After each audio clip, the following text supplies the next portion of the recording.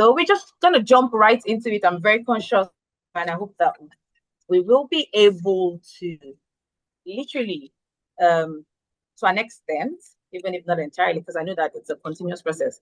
But something that I usually advocate for now is that it's time to begin to walk the talk. So thank you so much, respected guests on this call, as well as Mr. Davo. Thank you so much. The school leaders, if any, on this call, as well as teachers and parents, were aware of our topic today is the engagement, universal learning to strengthen inclusive education. That's when Mr. Lighter reached out to. I literally had butterflies in my tummy because of the show that I have when inclusive education. I think that some people say, oh, it's about time. It feels like you overdo it, but I would say that passion drives commitment, and that is literally what has led me over time. Started off with my cousin, who lived with us till my mom passed 17 years ago, who is deaf. And I used to be the one to take him to school at that time. And then he was attending Wesley School for the Hearing Impaired. And that was where my passion for disability inclusion literally skyrocketed. And I have maintained that, interest since then. Basically thinking of best ways in which everyone can literally have a piece of the cake. Now, if they want to inhale it, if they want to chew it, if they want to lick it, but they would have equitable access to what we all are enjoying. So I would say that beginning from my lived experience, right, having run and still running an inclusive school entirely free in the last 10 years in Nigeria, it has opened my eyes to understand that inclusive education is not theory, but daily reality. In my school, we have been able to educate children with disabilities, children with behavioral challenges, children from deeply vulnerable backgrounds within mainstream classrooms. No segregation, no quiet removal, and no hidden exclusion.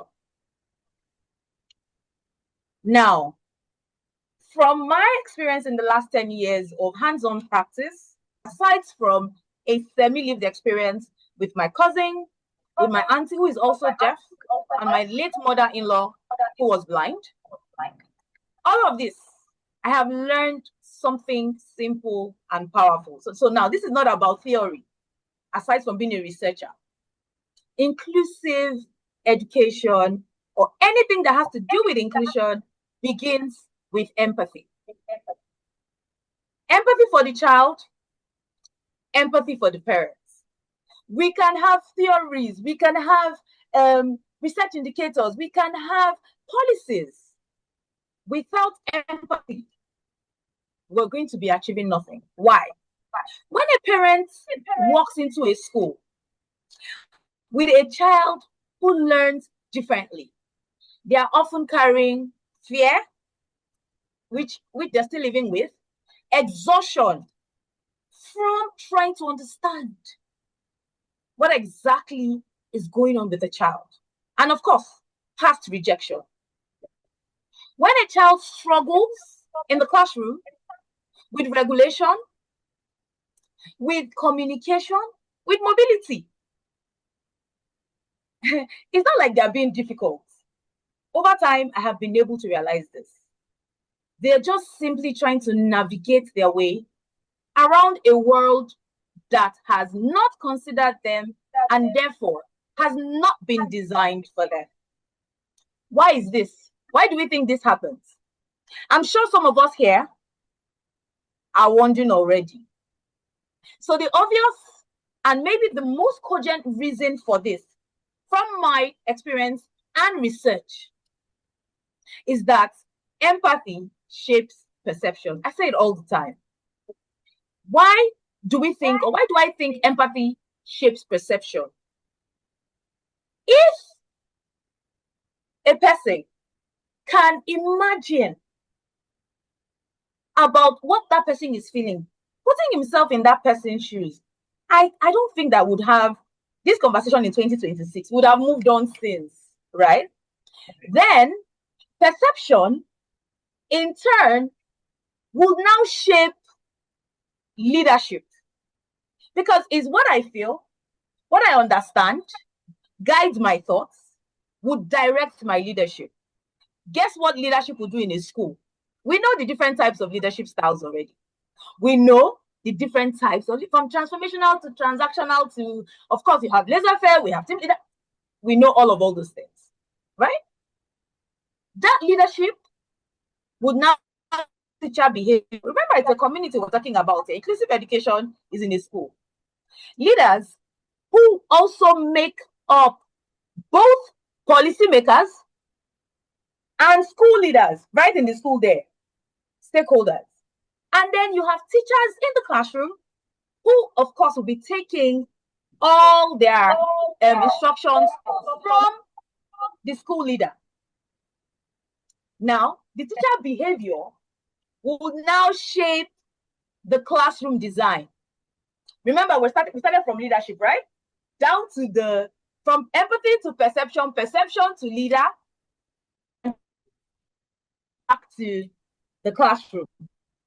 Now, that leadership transferred to the class teacher, of course, another set of leadership, that is now class manager, back to the children. That would now shape the design of the classroom. Is the teacher going to make sure that every child is considered based on the empathetic leadership that we have seen from the top and the perception of the leader and how this has been transmitted to the teacher? Now, my thesis for my PhD was I forgot to mention, was focused on administrative behavior, type of administrators, teacher strategy for inclusion, to lead us to what? Inclusive and equitable education. So I might sound extremely passionate. I'm not sorry, please. Okay? This is because I was on the field and I've had this conversation.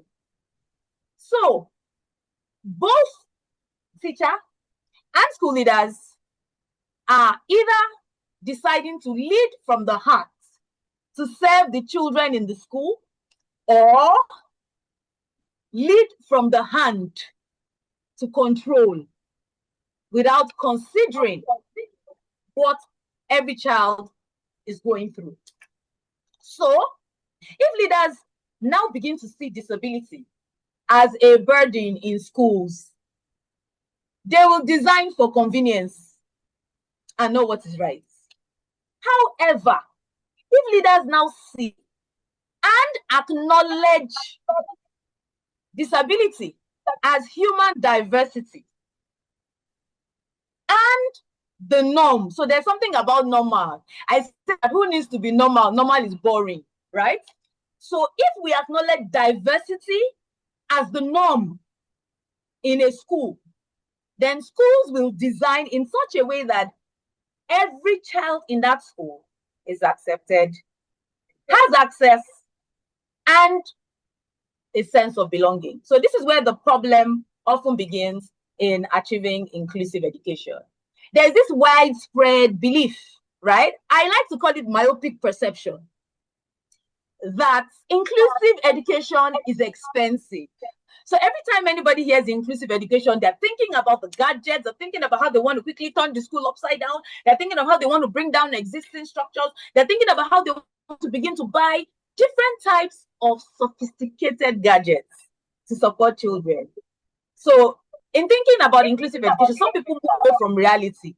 And reality is we have low, middle, and high income in the society, where you have rich, poor, poorest of the poor. Maybe there's middle class, and then you have the bottom poor. So it is entirely wrong, which is why I've tagged it a myopic perception, to think that inclusive education, to implement it, is a pipe dream, and it properly, includes turning the entire existing structure and system around. Because we must agree that most schools already exist I came up with a framework about empiricism by the side that talks about intentional inclusion from the start. And, you know, I have different strategies in that framework. But the truth is, most schools already exist. And so these schools already exist, assume that it is too late to become inclusive. But I like to say, with all due respect and authority, that it is a myth, not a fact. It is never to achieve inclusive education. So we cannot have that because most schools already exist, that inclusion must not, scratch that, is not limited to starting from the scratch. We need to begin to let you know, stakeholders understand that. We understand that you've done it, fine. Inclusion is literally about ensuring that you can adapt. It is not cast in stone that you must turn the entire building, break it down, no. You can adapt. Adapt. It's about asking how exactly are we going to do this to ensure that every child has a sense of belonging in that space. What do we do to serve all children better?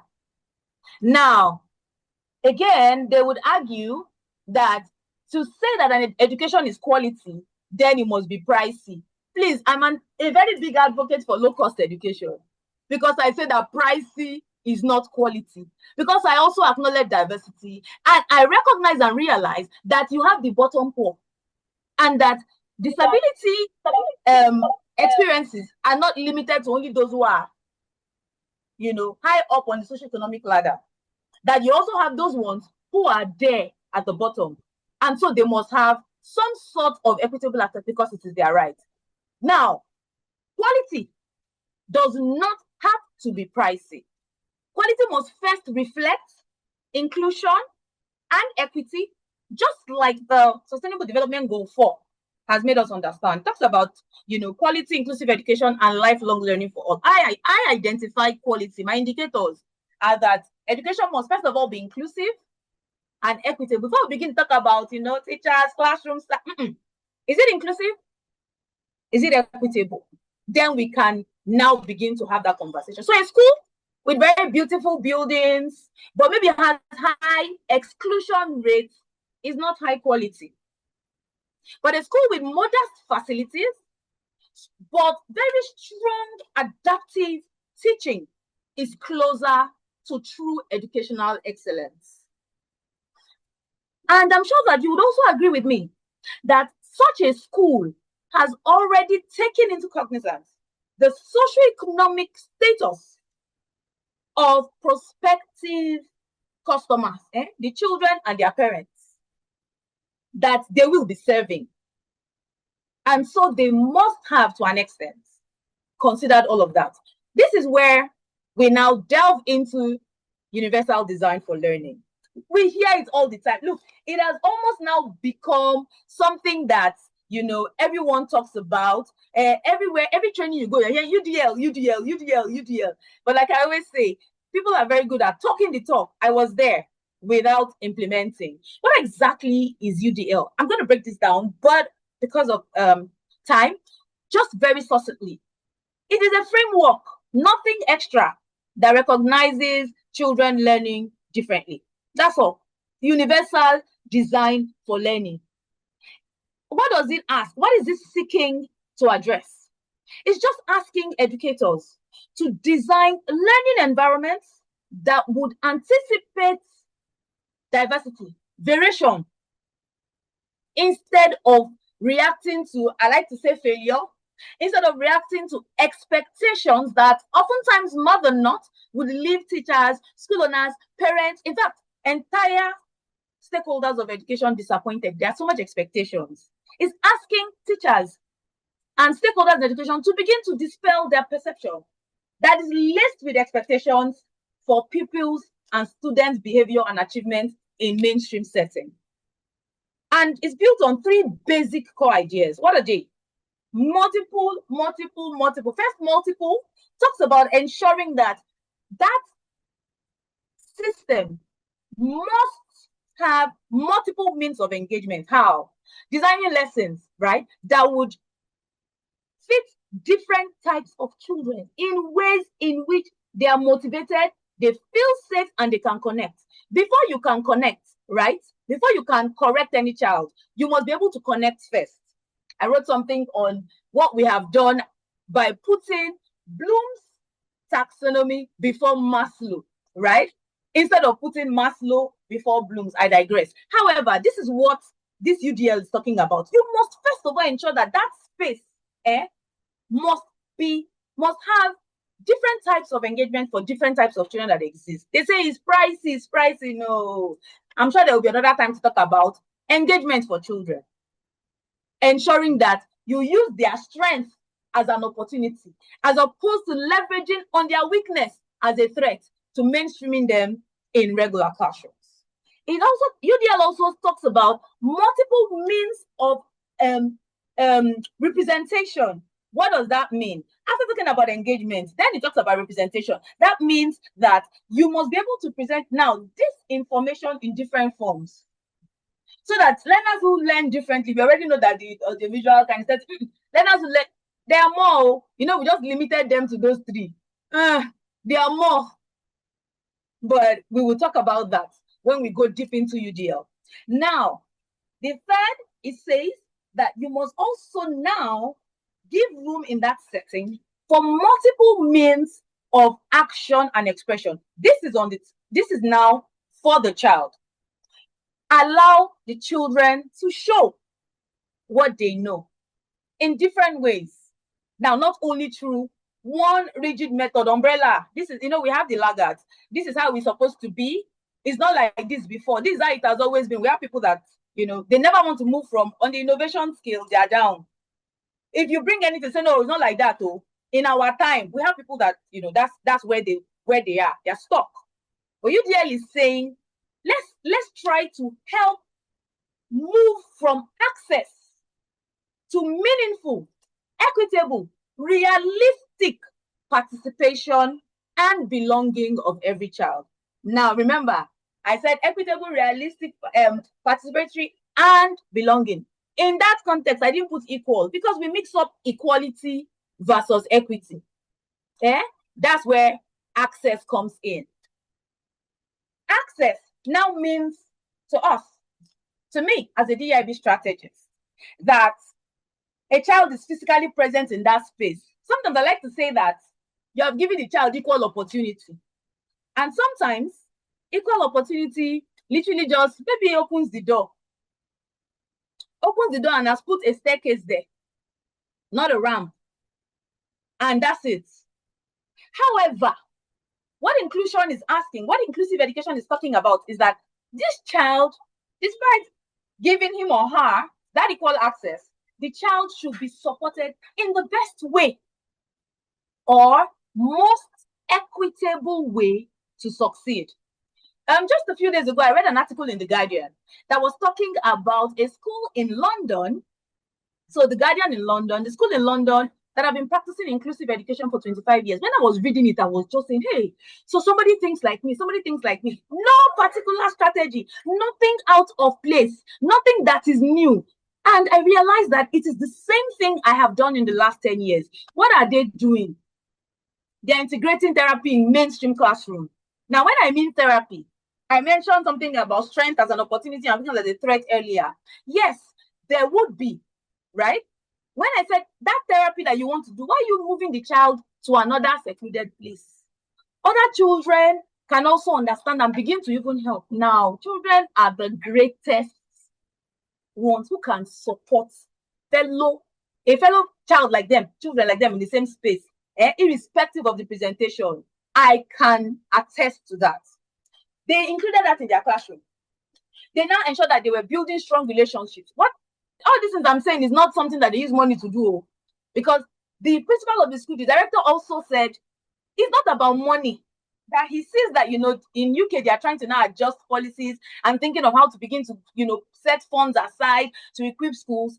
If you do that, without the people who will be utilizing those items to support the children, without ensuring that they build capacity, you are pouring water inside the basket. He said they work with families. He said that they refuse to normalize exclusion. So in the last 25 years, they have never turned down any child in their school. He said that they interpret behavior as communication, exactly what I do in my school. So let me make this clear, that therapy is not separate from learning. If we know better, we will do better.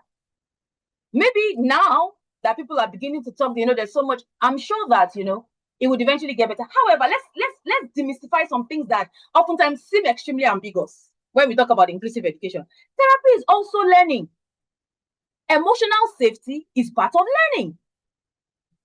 I also like to add that family partnership, in fact, that was even one of the indicators, and in my research, family and societal involvement, and it showed significant influence in achieving inclusive and equitable, low-cost basic education. So we cannot rule that out, because if the school is working alone, when they get back home, who is reinforcing that behavior if the parents are not carried along? Testimonies from that school show that they didn't receive calls again. Some of the parents had been to schools, but they got to that school. They realized that nobody was calling them again, because the teachers in that school, from the administrator who was already talking about perception, right, already had empathy first before any type of certification. Some of us wheeled around different types of certifications that are not implementable, right? So when we now begin to say that we are excluding children or alienating children from mainstream classrooms, the solution is not to do that. We must begin to adopt adaptation, right, of what we already have and what we call best practices. Now, we have our own inclusive education policy here in Nigeria. I don't want to be too technical, because I'm sure Mr. Davo is going to go into that. This, our policy, grounded, if we even look at our first national policy, we'll be amazed. I usually say that we have wonderful blueprints. Implementation is our problem. But I broke this down to say that our own inclusive education policy is grounded in the principles of the United Nations Convention on Rights of Persons with Disabilities, particularly Article 24 and 5. And this particular area, grounded also by the Salamanca Statement on Principles, Policy, and Practice in Special Needs Education. Let's see the intersectionality now, right? We also affirm that education, at this point where we are now, that education systems must adapt to the diversity, all these acts and policies and statements that we have to learners, that our schools must commit to removing barriers to participation, providing reasonable accommodation, and ensuring what again? Equity and the child's dignity, safe belonging, etc., etc. It's very important to note that for inclusion to be practicable and sustainable in Nigeria, collaboration is important. When we're talking about UDL and inclusive education, nobody is an island. Nobody can do it alone. Some people pride themselves. They are the best. They are the best. I always emphasize collaborations. A couple of interviews and I would say, please, can we begin to include special educators in mainstream schools? They are not going there to champion and be the best. They are going there to work with the teacher in the classroom. They know this diagnosis. They know the conditions. They can now help working with the teacher to be able to identify and support the child. Guess what? In my school, sometimes, because it's a free school, my school is a no-cost free school, we even use the students themselves. You have some strong ones, right? It's a beautiful thing to watch and see every time, because mainstream teachers are bringing subject expertise, right, and classroom leadership. And special educators will be bringing their deep understanding of what? Disability and differentiation strategies. Imagine the beautiful collaboration between these two professionals. They will co-plan, they would co-teach, and the outcome would be what we call inclusive education that becomes structured rather than maybe accidental or some wishy-washy setting. Again, in this collaboration, special educators will also be trained in what inclusive education is all about. Because if we now prepare them and it is rooted in, if we fail to prepare them and what they know is rooted in segregation of special schools and, that their own setting, then it becomes a problem. It will be a struggle to integrate into mainstream settings. It will be a struggle to adapt and collaborate. But they must be trained so that they can adapt. They'll be willing to collaborate and operate within mainstream classrooms, effortlessly. Policymakers are also very important. Why? In recruitment, they must include inclusion. Teacher education programs, training and retraining. Teachers must operationalize the vision. It becomes a norm. We've been saying it since. It's in our policy, everywhere, inclusive education. But, I want to say this, that it is still feels like a pipe dream to majority of teachers. Why? They feel like after becoming, getting a degree in education, you now want them to begin to understand different types of disability. I know this because of my experience and, of course, different certifications. So I can merge both and talk about different types of disabilities, broad, including the rare diseases.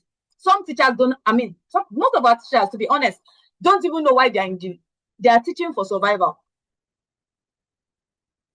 And then you now say they should come and manage children with disability. Let's be frank and sincere with ourselves. But now put these professionals with them. We can only imagine how beautiful it will be. So I want to now say that clearly, let's connect UDL and these inclusion strategies that I talked about if we must achieve inclusive education. I'm wrapping up now, Mr. Laito. Yeah, thank you, because I want to say that I really see your passion is beyond ordinary. So we will take this conversation after this from here, but please do round up. Yes, I'm wrapping up now. So I just want to quickly say that for UDL, if we continue to support only the schools, progress will not last. But when we build empathy first, we are strengthening engagement, which is one of the parts of UDL. And that's the first principle. When leaders now shift their perception, then from burden to belonging, they are creating environments that allow flexible representation of knowledge, right? That's another concept, another of UDL, right? The second principle. And then the third one for the teachers now. Now we'll talk about the children, we'll talk about the leaders, the children. When we eventually allow children express themselves to an extent, guided, that they are different, while enacting the third principle of UDL. When we adapt existing schools, we are also working with the principle of UDL to reduce structural barriers and increase access. In a nutshell, inclusive education does not begin with money, right? It doesn't begin with money. It begins with the mindset.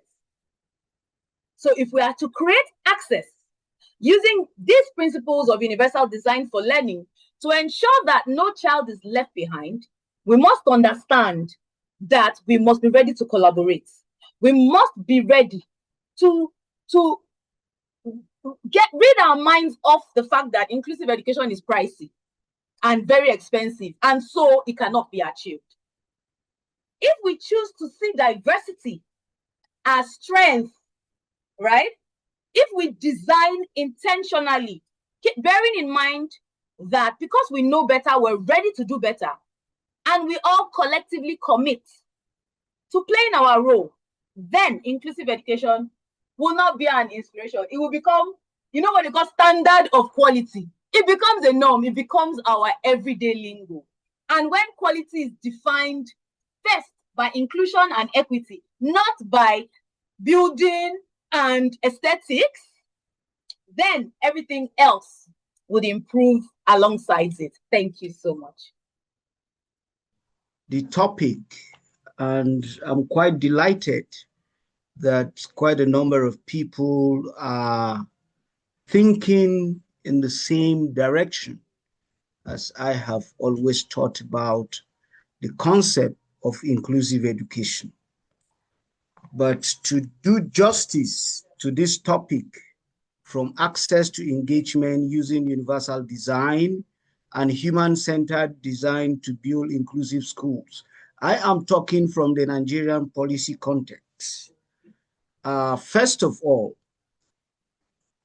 in the global scale, there has been concerns about the implementation of inclusive education all over the globe.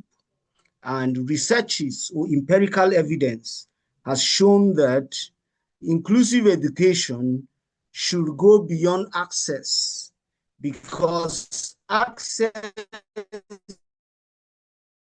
alone is insufficient. Evidence has shown that most implementers of inclusive education just create an access for the children to find themselves in school. But what really happens in school is not the business. And we all know that inclusive education is a right-based issue. Is a right-based issue, and it is equity-driven. As she rightly said, it is not about equality. It is about equity. You deserve to learn as an individual. That is the big question. So now, the focus is now on participation and learning outcomes. We all have the references. She has said it, that forms the treaty, the commitment that Nigeria as a nation has committed itself to the implementation of inclusive education. The problem, the gap in our policy is that most of the learners are present, but they are disengaged. They are not adequately engaged in the classrooms.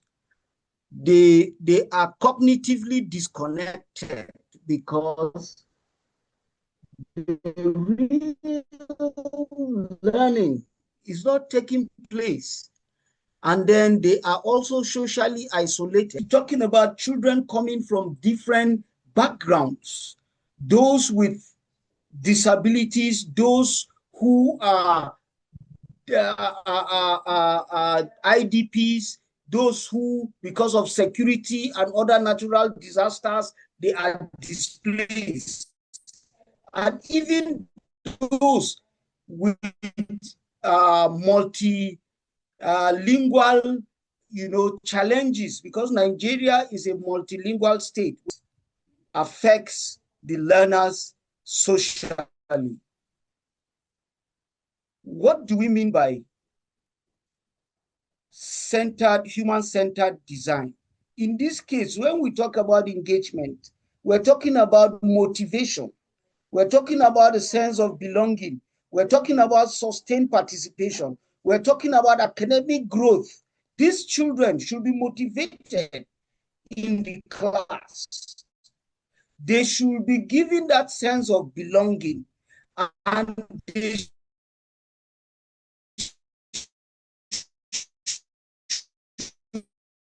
should participate in the class. And at the end, Nigeria, as I rightly said, empirical evidence has shown that most places that inclusive education is being practiced, most especially in the public space, not in the private schools, you discover that it's only access that is provided. We need to move from access to learning outcomes.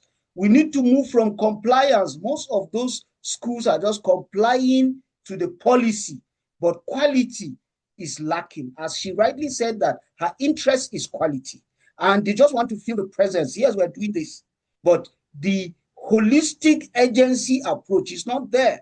And that is why I raised the question, are learners thriving or merely attending school?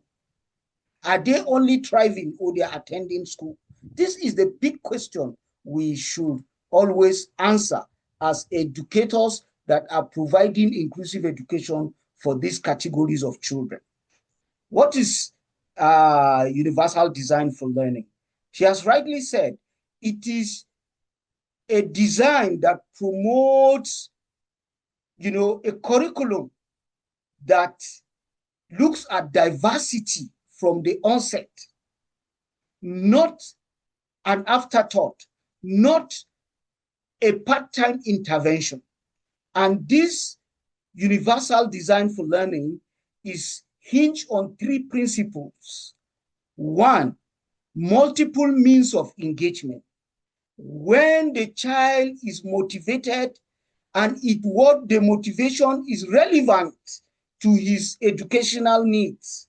The second principle is multiple means of representation.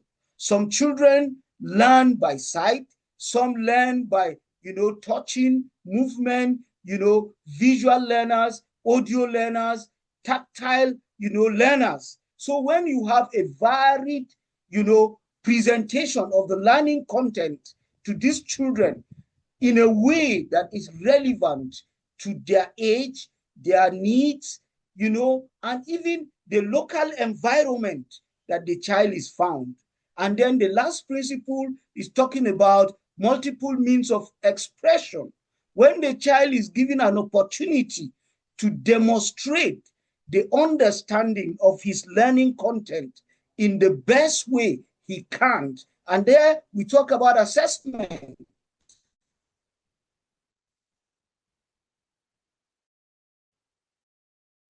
In Nigeria, you discover that these children cannot meet up, but they have their own way of expressing their understanding of what they have learned. They are not given the opportunity. But in universal design, such opportunities are provided for these children so that they can express how they understand the content that has been taught to them. Next to that, what is the policy implication for Nigeria as a country? The curriculum reform must imbibe flexibility, not rely on after-the-fact accommodations. A child can express what he has learned orally. It must be written. The child can express what he has learned in a project. Institutions should integrate UDL, should allow diverse demonstration. Then what is human-centered design? Human-centered design involves the students, all the stakeholders in the education sector should come together and then look at these learning, content, designing solutions so that these children can learn, effectively.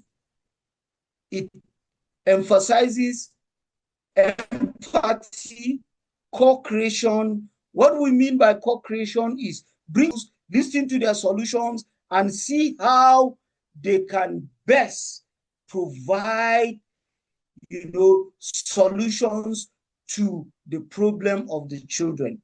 It's quite unfortunate that mostly in the public settings, you discover that parents of these children are not even involved in designing what their children will learn.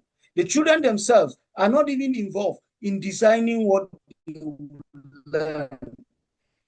They may have a better way of telling the system, I can learn better this way. I understand it better this way. Faces. But mostly these children are lumped with what the curriculum brings to them. Whether it is plenty, whether it is small, nobody cares. And then the last emphasis of the human-centered design is iterative or continuous problem solving. You solve this problem, tomorrow you look for another way of solving another problem or even the same problem. You keep,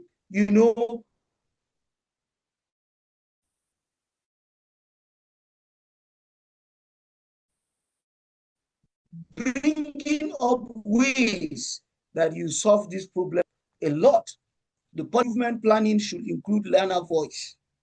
Everybody will believe me that these children are not adequately involved. I know there are some private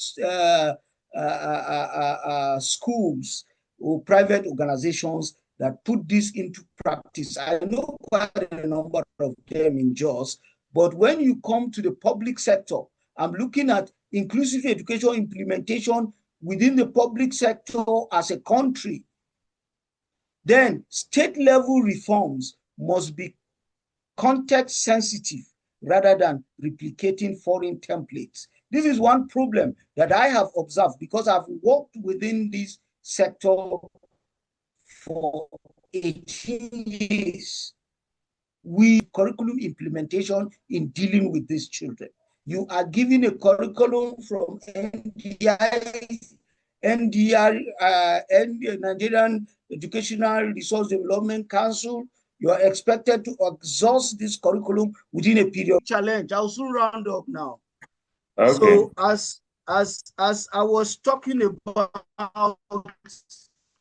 the continuum of the implementation of inclusive education in the state, we have challenges of overcrowded classes.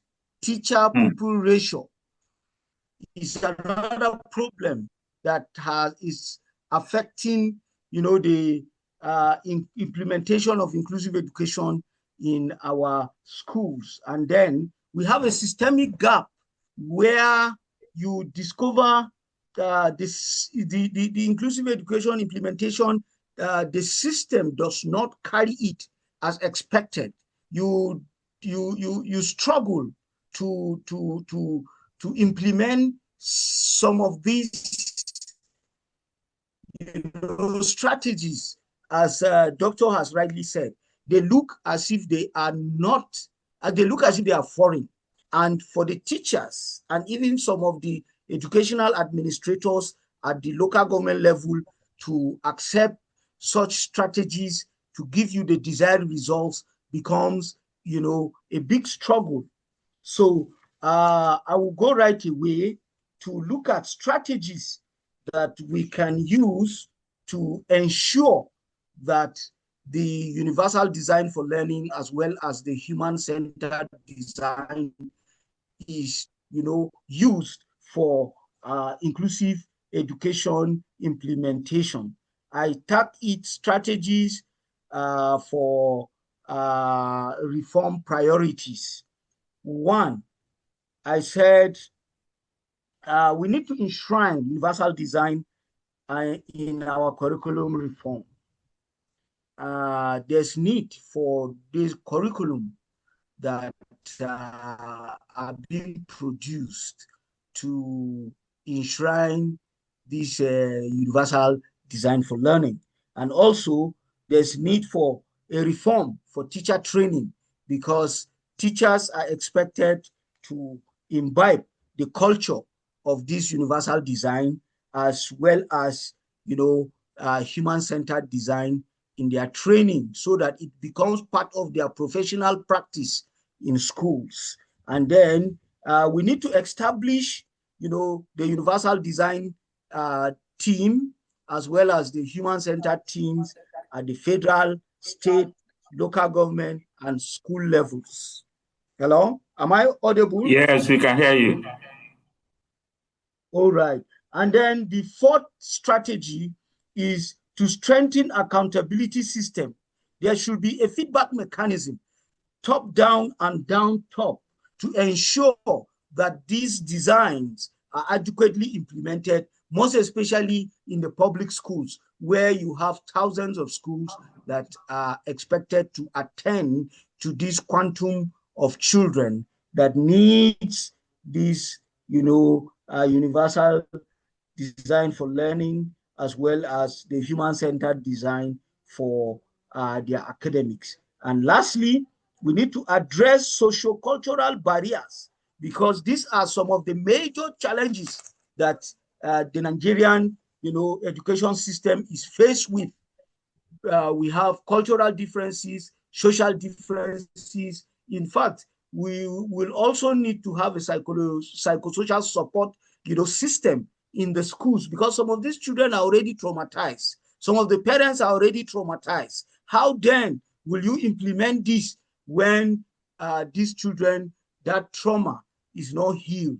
When the children, the parents, that trauma is not, healed?